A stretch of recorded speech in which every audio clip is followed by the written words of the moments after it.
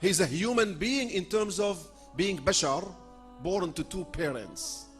But he's unlike other human beings because all human beings are like pieces of stones, and he sallallahu alayhi wasallam is like a piece of ruby. محمد بشر وليس كالبشر بل هو ياقوتة والناس كالحجر. محمد بشر وليس كالبشر بل هو ياقوتة والناس كالحجر. He's like human beings in eating, drinking. He eats and he drinks, but other human beings get hungry if they don't eat for 3 days. He doesn't get hungry when he doesn't eat for 3 days. He says in a sound hadith in Al-Bukhari, I'm not like you. I spend the night with my Lord. He feeds me, he waters me. He's like other human beings in having 2 eyes.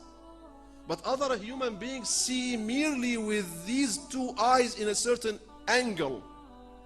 He sallallahu ta'ala alayhi wa sallam is unlike other human beings because he sees from behind. And this hadith is in Sahih al-Bukhari and Sahih al-Imam Muslim.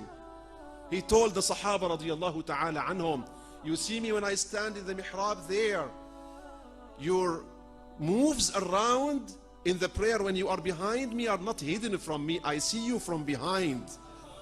I see what is behind me as I see what is in front of me. These are sound hadiths. Unfortunately, some sects claiming to be Muslims go around being trained with some objections and some doubts.